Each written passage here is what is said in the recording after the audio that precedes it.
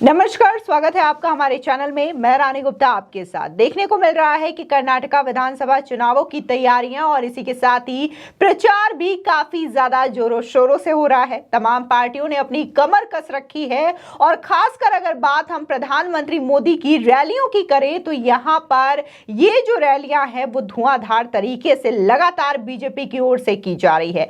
प्रधानमंत्री मोदी जो हैं हर रैलियों में नजर आ रहे हैं और इसी के साथ ही उत्सुकता भी कहीं ना कहीं कर्नाटका की जनता में भी देखने को मिल रही है, जिसकी वजह से हजारों की तादाद में जो लोग हैं वो प्रधानमंत्री मोदी की इन रैलियों में पहुंच रही है। आज भी बेंगलुरु में प्रधानमंत्री मोदी की रैली हुई है।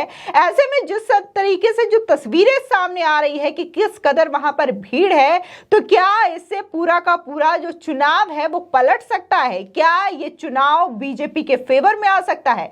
क्योंकि कई बार ऐसी तस्वीरें देखने को मिली है जब प्रधानमंत्री मोदी ने उस जगह पर रैली की हो और वहां पर उम्मीद ये नहीं थी कि वहां से बीजेपी जीत सकेगी, लेकिन प्रधानमंत्री मोदी की रैली की वजह से वहां पर पासा पलट जाता है और बीजेपी की सरकार बन जाती है। इस मुद्दे को लेकर के चर्चा करने के लिए हमारे साथ इस वक्त मौजूद हैं वरिष्ठ पत्रकार अजय जी। सर, स्वागत है आपका। क्या कहेंगे, प्रधानमंत्री मोदी की रैलियों का कितना इंपैक्ट इलेक्शंस में पड़ता है?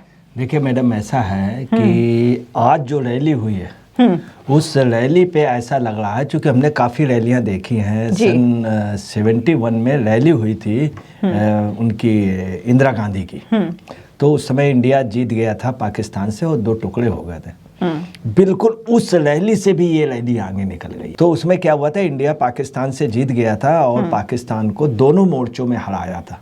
इसके पहले दोनों मोर्चों में लड़ाई नहीं हुई थी। तो आपको बता रहे उस समय जो रैली थी, तो हमको याद है जो कलकत्ता की रैली थी वो इतनी जबरदस्त थी। इंदिरा जी का तब बंगाल में बहुत अच्छा सम्मान था। अच्छा, मोस्टली जो भीड़ उमड़ती है वो कलकत्ता में उमड़ती है, क्योंकि कलकत्ता में एरिया छोटा है और पब्लिक ज़्यादा है हिंदुस्तान में सबसे। बिल्कुल उसको मात कर गई। दूसरी आपको बता रहे हैं, कभी आयतुल्ला खुमैनी जब ईरान पे आए थे, वहाँ के शासक जो थे जब वो हो रहे थे, उनकी एक रैली निकली थी। बताते हैं वो सबसे टॉप की अभी तक के आयतुल्ला खुमैनी की थी, ईरान की। उस रैली को भी इस रैली ने मात किया। 25 जून 1975 को जब इमरजेंसी लगी, उसके बाद जब सन 77 में चुनाव हुए तो जयप्रकाश नारायण की एक रैली हुई थी पटना में। वो रैली हमारे ख्याल में इतिहास की सबसे बड़ी थी। दूसरी 24 जून 1975 की एक रैली हुई थी दिल्ली में रामलीला मैदान में, वो इतिहास। ये रैली उसको भी मात कर गई। अब जो कर्नाटक का ऐसा लगता है जैसे निजाम पलट गया। एक चीज़ वहाँ और आई है, सबसे बड़ी बात वो चीज़ नहीं समझ में आ रही है कि वहाँ पे क्या है, जब मोदी निकल रहे हैं, रैली में निकल रहे हैं, लगभग वो 26 किलोमीटर लंबा एरिया है और उसमें लगभग 10 किलोमीटर में आदमी है और आखिरी में भी आदमी दिख रहा। तो ऐसा लग रहा है रैली तो निकल रही है, मगर रैली लगभग 10 किलोमीटर, उसके अलावा जो बाकी 16 किलोमीटर वहाँ पर भी जगह जगह आदमी बहुत जबरदस्त, वो स्वयं अपने आप में गिरेला लग रहा। तो अच्छा, ये खासियत होती है प्रधानमंत्री मोदी की रैलियों की कि वो काफी ज्यादा लंबा डेस्टिनेशन कवर करते हैं और इसी के साथ ही ऐसा नहीं है आम दूसरे नेताओं की तरह कि वो खाली 1 या 2 विधानसभा क्षेत्र कवर करें। अगर आज भी वो बेंगलुरु में रैली कर रहे हैं तो टोटल 17 विधानसभा क्षेत्रों को ये कवर करते हैं। तो इस पर क्या कहना चाहेंगे? देखिए, साउथ और मध्य दोनों को कवर कर रहे हैं वो, और सबसे बड़ी बात है दोनों के सांसद भी वहाँ पर हैं। ये जय सूर्या भी है और दूसरा वो तेजस्वी सूर्या भी, और सेंट्रल के पीसी मोहन भी।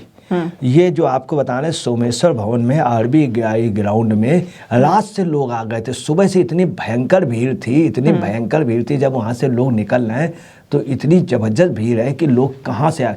दूसरी पब्लिक क्या कर रही है, वहाँ जो दर्शक हैं वो अपने घरों से उनमें फूल बरसा कर रहे हैं। दूसरी वो एक ही नारा लगा रहे हैं, जय बजरंग बली, जय बजरंग बली। वहाँ एक नया जो ट्रेंड आया है, जय बजरंग बली। दूसरा क्या है कि वहाँ पे ऐसा लग रहा है कि पूरा इलेक्शन पलट गया। उसकी वजह रही कांग्रेस के लिए वाटरलू हो रहा है, जो उन्होंने बजरंग बली पे बजरंग दल पे बैन लगाने के लिए। जो पब्लिक कह रही है मोदी को, जहाँ देखती है बस एक ही बात कह, जय बजरंग बली, जय बजरंग बली। ये एक नया ट्रेंड। दूसरी बात, वहाँ क्या था, नीट का एग्जामिनेशन था 7 तारीख को। ये रैली 7 को निकलनी थी, तो और 6 को निकलनी थी, 7 को। तो मोदी जी ने क्या किया, 27 की रैली कैंसिल कर दी, चूंकि नीट का एग्जामिनेशन था। तो इसका भी बड़ा असर पड़ा है। तो नीट के एग्जामिनेशन के जो मदर फादर हैं या गार्जियन हैं वो आए, वो स्पेशली बहुत खुश हैं कि मोदी जी ने हमारे लिए, हमारे बच्चों के हित के लिए ये दे दिया। तीसरी वहाँ पे एक बात और आ रही है, जो HAL का जो एक बना वो है, तो वो इतना बड़ा बना है, वो एशिया का सबसे बड़ा हेलीकॉप्टर बनाने, दूसरे वर्ल्ड का दूसरे नंबर का। तो वहाँ की पब्लिक का ये कहना है कि हमारी मजबूरी ये है कि HAL का यहाँ पे इसलिए हेलीकॉप्टर बनाने का एशिया का सबसे बड़ा हो गया क्योंकि यहाँ पे डबल इंजन की सरकार है जी। अच्छा, जिस तरीके से आपने बजरंग बली की बात यहाँ पर की, तो कांग्रेस ने घोषणा पत्र रिलीज किया था जिसमें बजरंग दल को बैन करने की बात की थी और इसी के साथ ही बजरंग दल की तुलना PFI से की थी। तो इसको लेकर के कितना ज्यादा नुकसान कांग्रेस पार्टी को होगा, क्योंकि लगातार बीजेपी इस मामले को लेकर के हमलावर नजर आ रही है। कांग्रेस पार्टी को बहुत बड़ा नुकसान हो गया। मैं आपको बताऊं ना, वीरप्पा मोइली ने, जो वीरप्पा मोइली बहुत वरिष्ठ वो है, दूसरा वहाँ के कई मुस्लिम उन्होंने नेताओं ने उन्होंने स्पष्ट जाकर के कहा, उन्होंने सोनिया जी से कहा, सोनिया जी को फोन किया, खड़गे जी ने कहा, खड़गे जी ने भी इनसे कहा था कि आप हमसे मोदी की तुलना मत कर देना वरना इलेक्शन लूज हो जाएगा। इन लोगों ने क्या किया, खड़गे और मोदी को बराबर पैरेलल खड़ा कर दिया। आज जब मोदी जी की रैली निकली तो वहां पे सब कुछ बदल गया निजाम, क्योंकि मोदी का वजन वहां पे दूसरा है। वहां की पब्लिक का कहना है कुछ भी हो, HAL को लाइए मोदी जी, डबल इंजन सरकार, खड़गे जी का सम्मान है। दूसरी क्या है, वीरप्पा मोइली ने एक बात कह दी, वो बहुत स्पष्ट आज कह दी है कि किसी भी सूरत में बजरंग दल पे प्रतिबंध नहीं लगेगा, सवाल ही नहीं उठता है। ये कह दिया वीरप्पा मोइली जैसे पूर्व मंत्री, पूर्व मुख्यमंत्री, पूर्व सेंट्रल मिनिस्टर। दूसरा, उन्होंने कई मुस्लिम सांसद ने कहा था बिल्कुल नहीं, सरदार पटेल की बात बढ़ेगी। सरदार पटेल ने सिर्फ एक लेटर लेकर के RSS से प्रतिबंध हटा दिया था। तो ये चीज पता चली। दूसरी बात क्या है, राहुल गांधी ने वहाँ बैकफुट में आ गए। राहुल जी वगैरह ने कल परसों नरसों बड़ी रिक्वेस्ट की सोनिया जी से कि हर हाल में आपको आना है। आज आपको ताने कल रात से सुबह से पूरे प्रयासरत रहे कि सोनिया जी को आ करके इस समय संभालना होगा, चूंकि इनसे संभल नहीं रहा, ये बैकफुट में आ गए। तीसरा, जो बजरंग उसमें बैंड था, उसमें क्या है कि सब जगह एक ही नारे लग रहे। दूसरी बात, वहाँ पर क्या हुआ है कि अब खड़गे जी भी कह रहे हैं कि मैंने 80 मंदिर बनवाए थे। सिद्धरमैया कह रहे हैं मैंने 80 हनुमान जी 80 हनुमान जी के मंदिर आपको बता रहे हैं, जो बजरंग बली के सबसे बड़े उपासक है, सबसे बड़े मंदिर बनाने वाले हैं, जिनके फेसबुक के वो बुक क्या नाम, वो जो फेसबुक के हैं वो, और कई बड़े बड़े दुनिया की बहुत बड़ी हस्ती, WHO को लाने वाले, टिटनेस का टीका लाने वाले और TB के उसको टीका लाने वाले, तमाम उनके वो रहे हैं। नीम करोली बाबा, उन्होंने भी 80 नहीं बनवाए। तो वहाँ पर एक ये बात गई कि नीम करोली बाबा ने, इन्होंने 80 मंदिर कौन बनाए। वहीं पे D शिव कुमार ने एक बात कही है कि हम जीतते ही माँ अंजनी का, जो उनकी माता थी, उनका हम मंदिर बनवाएंगे। अब क्या है कि कांग्रेस इसमें रक्षात्मक उसमें आ गई, वो उससे क्या है आम पब्लिक जो है बीजेपी की ओर मुड़ गई। तीसरी एक बात आज नहीं देखी गई कि जनता दल के वहाँ पे जो कार्यकर्ता हैं, उनका कहना था भाई कांग्रेस ना जीत पाए, या तो अपना कैंडिडेट जताएंगे या उनका कैंडिडेट जताएंगे। अच्छा, जिस तरीके से आपने बोला कि गांधी परिवार पूरी तरीके से यहाँ पर डैमेज कंट्रोल का काम कर रही है, पहले तो दोनों भाई बहन प्रियंका गांधी वाड्रा और राहुल गांधी चुनावी रैलियां करने के लिए उतरे थे, लेकिन आज सोनिया गांधी भी रैली करने वाली हैं। तो क्या पूरी तरीके से गांधी परिवार आ रहे हैं, चुनावी मैदान में प्रचार कर रहे हैं, तो इससे कुछ फायदा कांग्रेस पार्टी को मिलेगा? मैडम, कांग्रेस इस समय क्या है, राहुल जी बैकफुट में आ गए। उन्होंने बड़ी रिक्वेस्ट की, सोनिया गांधी का प्रोग्राम सोनिया जी को आज बुलाया गया कि एकदम से ये क्या है कि युद्ध को हार रहे हैं एकदम लास्ट टाइम पे। सब कुछ इतना अच्छा फाइट कर रही थी कांग्रेस का, पता नहीं क्या हुआ, सिर्फ बजरंग दल पे बैंड का उड़ा। दूसरा HAL वाला मामला हुआ। तीसरा एक और बात रही, आपको बताना है कि 5 करोड़ 21 लाख पब्लिक मतदान करेगी वहाँ पे। दूसरी बात है कि मुस्लिम जो समाज है, वो जो है मुस्लिम समाज का परसेंटेज बहुत ज़्यादा नहीं है, 10-12 से ज़्यादा नहीं है। दूसरा, मुस्लिम समाज को 4% आरक्षण मिलता था। इन्होंने क्या किया, कांग्रेस ने दिया था, कोई भी मुस्लिम वहाँ बीजेपी को वोट नहीं देता है। मुस्लिम का यह है कि जहाँ जो बीजेपी से लड़ रहा हम उसको वोट देंगे, तो वो वोट बीजेपी को मिलना भी नहीं था। इन्होंने क्या किया, 4% आरक्षण जो है वो बोकलिंगा उनको दे दिया। उनके लिंगायत को। तो क्या हुआ, लिंगायत और बोकलिंगा में जो आपस में फाइट चल रही थी, प्रतिस्पर्धा, वो हट गई। उनका कहना है कि देखो बीजेपी ने क्या किया, 2% आरक्षण हमको दे दिया। तो आपको बता रहे बोकलिंगा और जो ये है लिंगायत, ये तो इनके साथ बिल्कुल वो हो गए। तीसरी एक जो सबसे बड़ी बात आ रही है कि जनता दल मैसूर वगैरह में बहुत अच्छा लड़ रही, जहाँ बीजेपी कमजोर थी तो जनता दल भी लड़ रही, कांग्रेस भी लड़ रही। उससे बीजेपी की क्या पोजीशन है, बीजेपी ट्यूबुलर फाइट पे आ गई। तो कई जगह बीजेपी के निकलने की संभावनाएं अच्छी हो गई हैं।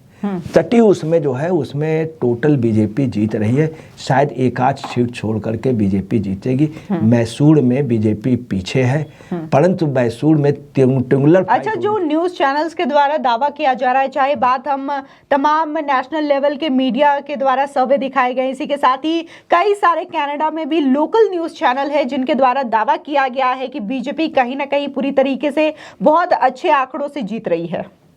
देखिए, आपको बता रहे हैं, हकीकत ये है कि अभी तक के जो पोजीशन थी वो नेक टू नेक फाइट थी। हकीकत ये है कि पहले जो पोजीशन थी आज से 20 रोज पहले, उसमें कांग्रेस 51 थी तो ये 49 थे। और अब बीच में क्या है, बिल्कुल फाइट हुई। इधर क्या हुआ, मोदी का जो आगमन हुआ है उसने एक तरफा स्वीप कर गई बीजेपी जी, एकदम से स्वीप कर गई। अच्छा, स्वीप क्या है, इनको बजरंग दल का वो मिल गया, HAL का मिल गया। अच्छा, दूसरी क्या है, देखिए मोदी ने क्या किया, 2 दिन की रैली थी मगर उन्होंने क्या किया, 1 दिन कैंसिल कर दी। तो national eligibility cum entrance test वाले जो बच्चे थे उन सब ने कह दिया है कि मैं एग्जाम देने के बाद मैं जुट जाऊंगा। और उनके गार्जियन ने कह दिया सिर्फ हमारा एक ही काम है जी, मोदी जी हमारी वजह से 1 दिन का उन्होंने छोड़ दिया, इतना हाई चुनाव प्रचार लास्ट के दिन का, और वो अगर कर रहे हैं तो हम उनके, आज ये बात उन्होंने गार्जियंस ने स्पेशली कह दिया कि मैं कल एग्जाम दिलाने के बाद बच्चे समेत जुट जाऊंगा। दूसरी बात क्या है कि तूफान ये जो 8 मई को चुनावी तूफान खत्म हो जाएगा। और आपको बता रहे बीजेपी को शिंदे, फडणवीस, हेमंत बिश्व शर्मा, गजेंद्र शेखावत, स्मृति ईरानी, योगी, Amit Shah, JP Nadda, BS Bommai, BS Yediyurappa, तमाम लोग लगे।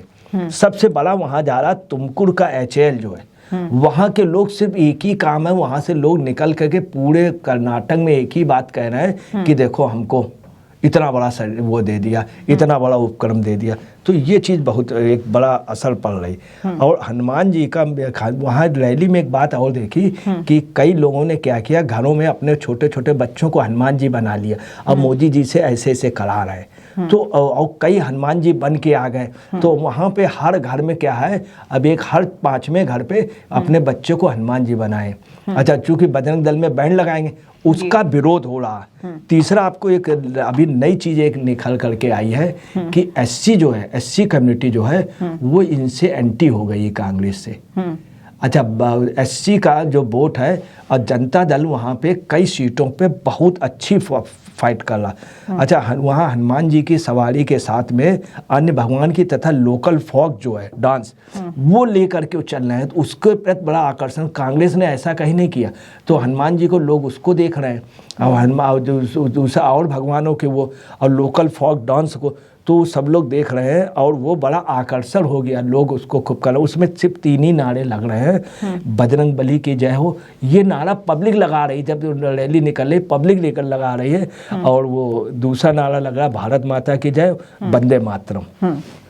और 10 किलोमीटर तो ये रैली का मतलब जुलूस है। इसके अलावा जो आगे बचा 16 किलोमीटर, वहाँ पर भी इतना आदमी इस जुलूस का छोड़ नहीं पता चल पा रहा। छोड़ हुआ ऐसे पता चल रहा क्योंकि आगे मोदी जी चल रहे हैं, तो उसके आगे भी जो भीड़ वहाँ पे सड़कों में खड़ी है और हर जगह पानी बट रहा, ये बट रहा, सब जगह मतलब एक वहाँ का उत्सव टाइप का हो गया। एक चीज़ और आपको बता दें, इन लोगों ने किया क्या है कि इस रैली का इनको अंदाज़ा लग गया था कांग्रेस को। तो कांग्रेस ने क्या किया था, हाई कोर्ट में एक रिट दायर की हाई कोर्ट में, और उसमें रिट में न्यायमूर्ति कृष्ण दीक्षित ने क्या कहा है, इन लोगों ने ये कहा कि इनकी रैली जो है रोक दीजिए, रोड शो। तो रोड शो के लिए उन्होंने क्या कहा, हाई कोर्ट ने क्या आदेश दिया कि चुनाव एक उत्सव की प्रक्रिया है, उत्सव की चुनाव प्रक्रिया है, जनता का विश्वास और प्रधानमंत्री की सुरक्षा भी के लिए ये शासन प्रशासन वो दे। जो कांग्रेस ने याचिका दायर की थी, आखिर इसके पीछे का रीजन क्या था कि प्रधानमंत्री रैली क्यों रोका जाए? अगर ये याचिका दायर में अगर ये रोक दी जाती रैली तो आपको बता रहा है कि गुजरात वहाँ पे कर्नाटक में नेक टू नेक फाइट हो जाती है। मोदी की रैली ने क्या किया, टोटल बदल दिया। आपको बताना है हर जगह नेक टू नेक फाइट होती, मगर मोदी की जब भी रैली होती तो वो एक मास्टर स्ट्रोक हो जाता। अगर ये हाई कोर्ट का आदेश हो जाता, मोदी की रैली ना होती, तो शायद वहाँ की रिजल्ट बिल्कुल नेक टू नेक होते। अब चूंकि ये फाइट कर गए, अच्छा कर्नाटक में बेंगलोर जो है यही पूरे कर्नाटक का प्रतिनिधित्व करता है। जो बेंगलोर में जीतता है वो पूरे कर्नाटक में जीत जाता, चूंकि वो मेन राजधानी है। एक प्रकार से आप समझिए देश की भी एक प्रकार से आईटी सेक्टर कई चीज़ों की राजधानी आप समझ लीजिए उसको इनडायरेक्ट वे पे, वहाँ की तो ये तो बेंगलोर का आप समझ लीजिए, बेंगलोर जो है पूरे उसको प्रतिनिधित्व करता है। इस रैली का इम्पैक्ट इतना ज़बरदस्त जा रहा है कि हर आदमी जानने को इच्छुक है क्या है क्या है क्या है, रैली की क्या पोजीशन, रैली की क्या पोजीशन। दूसरी आपको बता दें कि लगभग ये 3.5 घंटे की रैली है, मगर आपको बता रहे हैं कि ये 5-6 बजे तक, अभी आपको बता रहे हैं कि दोपहर बाद भी वहाँ पे लोग पहुँच रहे हैं। वहाँ पे जो मेन स्थल है सोमेश्वर भवन RBI में, अभी भी लोग वहाँ पहुँच रहे हैं और इधर लोग हैं। तो ये रैली क्या एक प्रकार समझ लीजिए अपने आप की ऐतिहासिक रैली और रेला हो गया, जो 10 बजे से चल रही थी, मगर लोग रात से ही वहाँ पे पहुँच गए थे। फिलहाल हमारे साथ जुड़ने के लिए बहुत बहुत धन्यवाद। और जिस तरीके से प्रधानमंत्री नरेंद्र मोदी की ये रैली कर्नाटका में हो रही है, तो इसको लेकर के लोगों में काफी ज्यादा उत्सुकता देखने को मिल रही है, क्योंकि तमाम वीडियो और फुटेज सामने आ रहे हैं जिसमें प्रधानमंत्री मोदी के साथ लोग चलते हुए नजर आ रहे हैं। इसी के साथ ही जय बजरंग बली के नारे भी लगाए जा रहे हैं। जाहिर तौर पर जिस तरीके से कांग्रेस ने बजरंग दल को बैन करने का मुद्दा उठाया था, जिससे कि उन्हें तुष्टीकरण की राजनीति करने में आसानी हो और उन्हें राजनीतिक फायदा पहुंचे, तो ये सीधे तौर पर कांग्रेस के लिए उल्टा बिसात दिखाई दे रहा है और कांग्रेस का पासा पलटता हुआ नजर आ रहा है। जाहिर तौर पर यहां पर कहीं ना कहीं लोगों को उम्मीद है कि इस बार भी कर्नाटका में बीजेपी की जीत होगी। फिलहाल इस खबर को लेकर के आपकी क्या राय है, हमारे कमेंट सेक्शन में जरूर बताएं। आगे की और भी अपडेट के लिए चैनल को सब्सक्राइब करना ना भूलें। धन्यवाद।